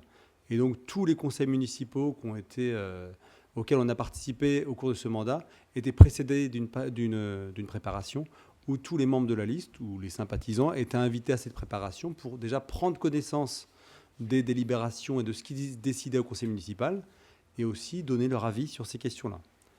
On essaye d'appliquer aussi cette idée-là au sein de notre équipe actuellement pour préparer notre programme pour 2020, où on l'a en interne avec notre équipe, mais aussi en externe. Notre première réunion publique en décembre, c'était une réunion où Caroline a pris la parole pendant 2-3 minutes au début de la réunion publique. Et ensuite, c'était des tables rondes sur différents thèmes où les habitants du quartier du Hayden ou de Célestat, ceux qui étaient venus à la réunion publique, pouvaient donner leur avis, pouvaient donner leur ressenti sur Célestat, les problèmes qui pouvait y avoir à Célestat et les solutions qu'on pouvait trouver à ces problèmes. On a aussi, dès 2014, on avait signé la charte anticorps. Pour ceux qui ne connaissent pas, c'est, comme son l'indique, une charte qui permet d'empêcher la corruption au niveau des élus. Mais c'est également une charte qui prévoit plus de transparence et plus de démocratie et de concertation. Un exemple parlant, par exemple, c'est il préconise la création d'un budget participatif qui serait destiné à réaliser des projets portés par les citoyens. Alors, notre responsabilité, Bertrand a cité Anticorps, c'est justement une dimension éthique qui nous motive aussi et à laquelle nous attachons beaucoup d'importance. Nous pensons aussi qu'il est de notre responsabilité d'être attentif à toutes les manifestations de discrimination. Je vous rappelle l'épisode qui a eu lieu l'année dernière avec le recouvrement d'une fresque antisémite à Célestat. Cette fresque m'avait été signalée par un habitant de Célestat. Je ne l'avais pas remarqué moi-même. Cet habitant me l'a signalé, je l'ai écouté, je l'ai entendu, j'ai fait des recherches, je l'ai signalé moi-même au maire, à son cabinet. Il a fallu 2 ans. 2 ans pour que cette fresque soit enfin retirée, masquée, effacée. Et il a fallu surtout que j'alerte la presse nationale, en l'occurrence le Canard enchaîné, pour que enfin on réagisse et on mette fin à cette manifestation d'antisémitisme au sein de notre cité. Quand on s'appelle cité humaniste, eh bien, on prend ses responsabilités et on masque et on fait en sorte qu'il n'y ait plus de manifestation de discrimination, quelle qu'elle soit, à l'encontre de quelque individu que ce soit, à l'encontre de quelque groupe que ce soit. Quand on est un maire, on n'est pas forcément un magicien, mais on n'a pas le droit d'être sourd. Quand on voit ce qui s'est passé aussi sur la zone d'aménagement sud, on peut aussi se poser des questions. Qu'est-ce qui a présidé à l'aménagement de cette zone commerciale à l'entrée de notre ville, à l'entrée de la cité humaniste où vont s'implanter maintenant des temples de la malbouffe. Nous, on est responsables.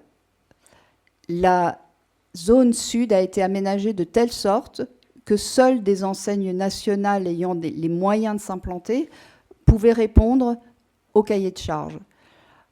Et on arrive à cette aberration de mettre en entrée de ville des enseignes dont tout le monde sait qu'elles ne conduisent qu'à des situations de production de déchets, de malnutrition et de surconsommation. C'est précisément des choses que nous ne voulons plus à Sélestat et nous regrettons fortement que notre ville soit associée à ça. Et c'est ce qui se passe quand un maire est sourd aux intérêts locaux, est sourd à l'éthique et est sourd aux difficultés et aux alarmes sanitaires qui sont enclenchées partout. Nous ne serons pas sourds, nous écouterons notre population, nous écouterons nos concitoyens et nous nous engagerons pour ça dans un pacte de transition avec vous. Ce pacte de transition, il existe, c'est un papier qui existe, un recueil de 130 pages environ, qui a été coécrit par différentes associations. Ça correspondra à ce que nous voulons suivre. Mais ce soir, notre feuille de route s'est considérablement enrichie de tous les conseils que nous avons entendus, toutes les suggestions en tout cas. Et ça a été dit plusieurs fois, il faut avant tout commencer par une éducation à la concertation. C'est ce que dit le pacte de transition, c'est-à-dire qu'il faut sensibiliser. Vous êtes là, vous êtes concernés, vous êtes des citoyens attentifs, formés, informés. Et nous devons nous occuper des autres. Nous devons nous occuper de faire apprendre la démocratie, la concertation, la consultation, l'échange au sujet des projets. Il ne faut pas que les gens aient peur de donner leur avis. Quand ce sera possible... Ah non, ça c'est toi qui dis ça. Oui, vous aurez compris que la démocratie locale, ça ne se décrète pas, ça se fait, ça se prépare, ça se réfléchit, et il faut s'entourer de personnes compétentes pour mettre en place et pour faire vivre cette démocratie locale. Donc nous, on s'appuiera sur les ressources locales qui existent. On a notamment basé à Sélestat l'ARIENA, qui est l'association régionale d'éducation à l'environnement, qui fédère toutes les associations d'éducation à l'environnement sur le territoire, donc qui peut nous aider, nous accompagner dans toutes les questions d'éducation, et plus spécifiquement d'éducation à l'environnement. On a cette concertation, elle se fait aussi sur le long terme. Josh Piegel en parlait aussi. C'est des choses où on prend le temps et on voit plus loin que les 6 années à venir. On n'a pas besoin d'aller à Kingersheim pour trouver des exemples de ce type-là. À Muttersols, avec la démarche Muttersols 2050, où ils se sont fait accompagner par la Maison de la Nature, qui fait partie de l'ARIENA. Cette démarche avec les habitants de co-construction, elle a été primée au niveau national. Et d'ailleurs, si on fait une petite aparté sur Muttersols, sur toutes les questions de démocratie locale, je ne sais pas si elle est exemplaire, mais elle fait beaucoup de choses. Et d'ailleurs, ils étaient à Kingersheim la semaine dernière. Ils ont pris un bus avec une partie du conseil municipal ouvert aux habitants de Muttersols pour aller découvrir à Kingersheim ce qui se faisait concrètement, qu'est-ce que pouvait donner la démocratie locale. On a un contre-exemple et au niveau de l'implication des jeunes, dont parlait Caroline tout à l'heure. On souhaite impliquer les jeunes dès 16 ans, mais on peut les impliquer aussi avant. Et à Sélestat, il existe un conseil municipal des enfants. Mais selon nous, il faudra vraiment au minimum revoir son fonctionnement en profondeur, car ce conseil municipal des enfants ne décide pas grand-chose. Les enfants qui sont élus ne font pas de retour. Dans les écoles, les enseignants ou les enfants ne savent absolument pas ce que fait le conseil municipal des enfants. Ils n'ont pas de formation non plus pour justement mener des projets. Et normalement, un conseil municipal des enfants, c'est pas seulement découvrir la vie politique, le conseil municipal ou les cérémonies de la commune, c'est aussi proposer des projets. Les enfants, même s'ils n'ont que 9 ou 10 ans, ils peuvent proposer des choses pour la ville. Et je te passe la parole pour ce que je voudrais dire aussi, c'est que le conseil municipal des enfants de Célestat, par exemple, il ne sait pas qu'il y a une opposition.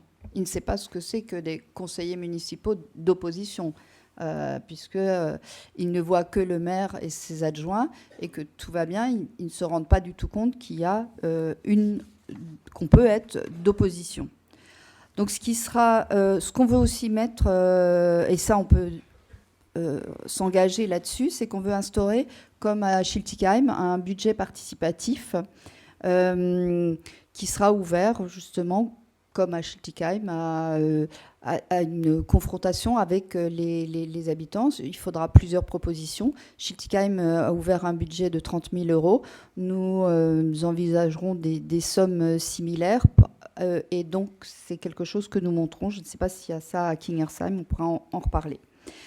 Donc, comme l'a dit aussi Joe Spiegel, ce qui est important, enfin ce qui nous semble important, c'est le retour de la concertation et l'évaluation des projets par rapport à ce qui était attendu. Donc, il faudra aussi prévoir, j'imagine, des indicateurs qui permettent d'évaluer la réussite du projet. Or, tout le monde n'a pas les mêmes critères de réussite.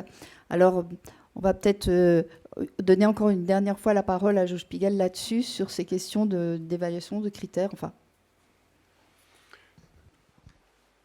Je crois que, en fait, il y a déjà une évaluation prédictive, c'est-à-dire qu'il y a un diagnostic partagé avec les habitants, avec, dans le cadre de la séquence démocratique, un conseil participatif pour avoir un diagnostic, une vision partagée.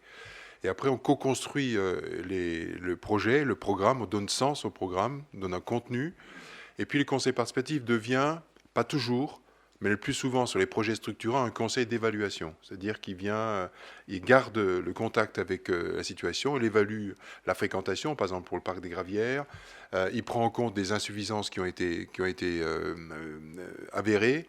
Et donc, c'est important que c'est un processus continu, en fait. Quand je parle de démocratie continue, c'est pas seulement chaque projet devient une séquence démocratique, mais il y a un processus avec un début, une fin, mais la fin, c'est quand même accompagné par l'évaluation. J'insiste sur le fait que, aussi une des questions que vous posez souvent, c'est comment on peut construire des projets avec quand même au cœur des difficultés les intérêts contradictoires. En fait, c'est juste l'acceptation, et j'aime bien cette réflexion de Paul Ricoeur qui dit que est démocratique une société qui se reconnaît divisée et qui est traversée par des contradictions d'intérêts et qui se fixe comme modalité d'associer à part égale les citoyens pour exprimer ces contradictions, pour analyser ces contradictions, pour délibérer ces contradictions. C'est ça la démocratie construction. C'est-à-dire que ce n'est pas seulement un avis, c'est un processus qui prend en compte la singularité de chaque parole, pour construire la communalité, pour reprendre les propos de Pierre Rosanvallon. Et que l'intervalle entre les deux, c'est la réciprocité. C'est-à-dire qu'il faut vraiment créer les conditions de la réciprocité des échanges, c'est-à-dire un vrai débat. D'où l'importance aussi de donner au lieu dédié à la maison citoyenneté, qui n'est pas seulement la maison de la police municipale, j'ai l'impression, mais qui est un lieu qui a été construit pour favoriser le débat. L'Agora, il est demi-circulaire, il est circulaire en bas. L'espace Jean Jaurès permet aux tables de discussion aux gens de se trouver dans des conditions de débat. Donc il y a toute une ingénierie démocratique qui tourne autour de ça.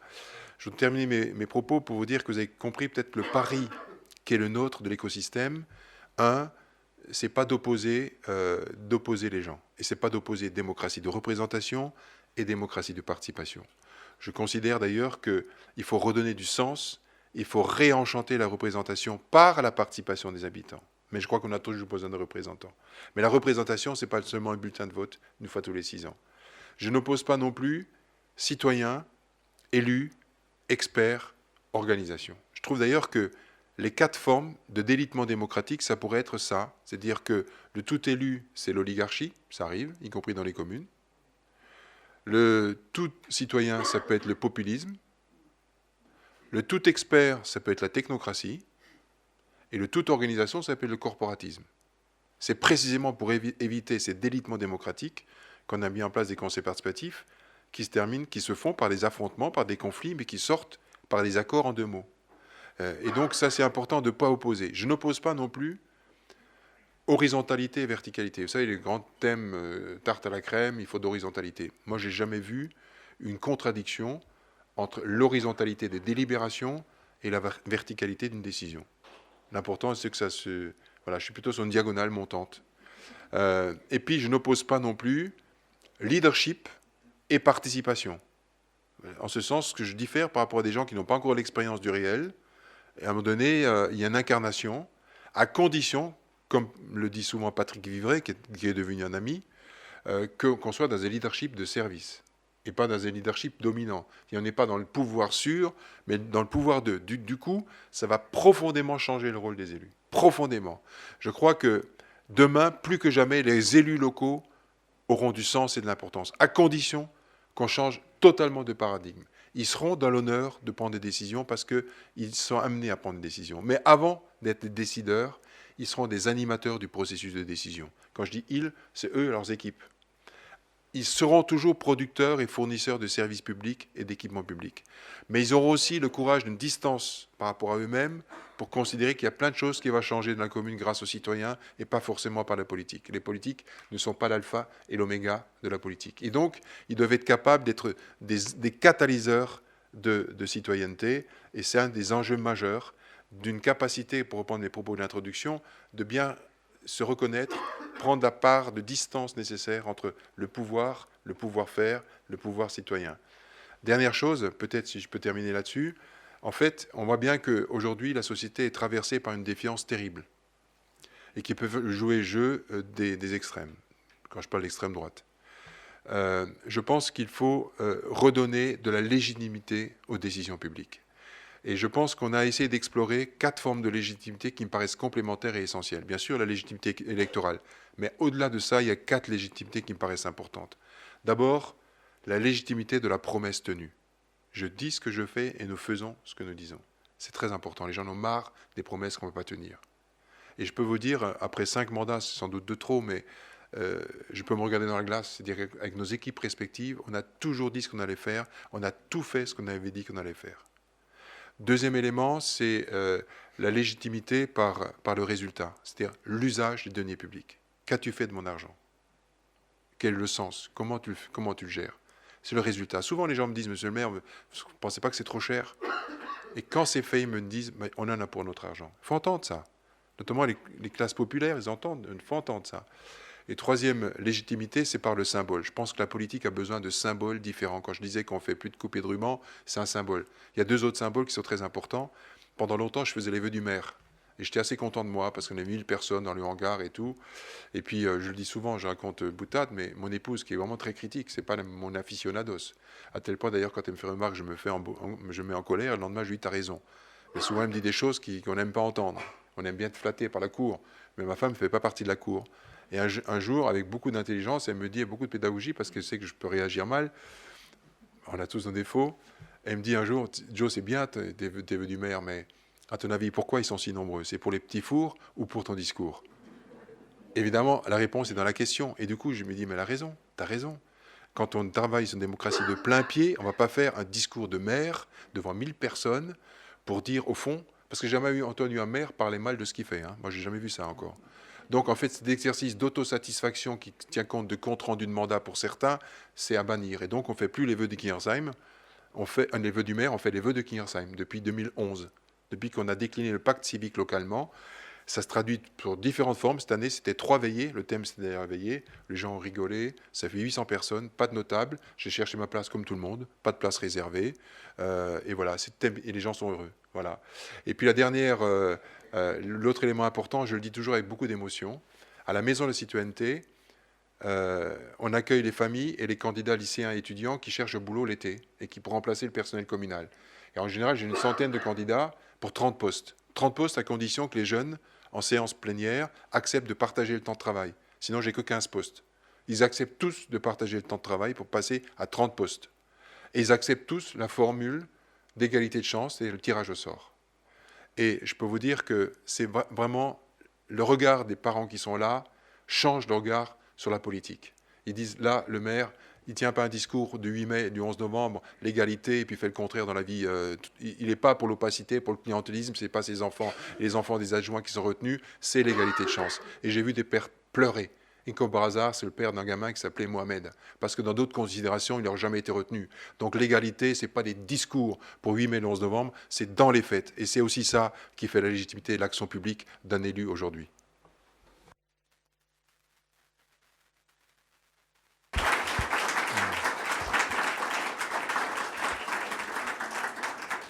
Alors, merci. Bien sûr, dans tout ce que vous avez dit, il y a beaucoup de choses qui nous parlent, et notamment l'idée d'écosystème, d'équilibre pour le bon déroulement du processus démocratique. Ça me semble essentiel. Et puis, voilà, avant de laisser conclure Caroline et de pouvoir échanger avec la salle, voilà, je voulais vous remercier parce que le processus démocratique, si on le pousse à l'extrême, ça peut être source d'insécurité. C'est-à-dire qu'on lance des projets où on concerte les habitants sans savoir où on va aller, parce que les habitants et l'objet de la concertation, justement, peut changer complètement l'aboutissement du projet. Et votre démonstration, et ce que vous avez expliqué ce soir, bon, voilà, nous rassure. On n'était pas très inquiet, mais nous rassure en montrant que c'est possible, et c'est même vraiment gratifiant, et on peut avancer dans ce sens-là. Merci. Et donc, je laisse la parole à Caroline. Oui, je vais rapidement conclure, parce que ce qui m'intéresserait justement, c'est de vous donner la parole. On a compris ce soir que notre projet, nous allons investir dans le processus démocratique. C'est un investissement durable et un investissement qui doit être le reflet d'une politique tournée vers l'humain. Alors certes, c'est moins visible que des projets gares ou projets Charlemagne, mais c'est, je l'espère, aussi plus durable. Ça s'inscrit dans la durée et il faut l'enclencher maintenant. Il faut investir dans le sensible, dans l'humain, parce que nous avons ces deux causes communes que sont l'écologie et la démocratie. Ça nous concerne tous et ça doit être notre horizon commun. Et construire aujourd'hui cette transition, c'est ce qui va nous permettre de donner du sens à la ville, mais aussi du sens à l'avenir. Je vous remercie.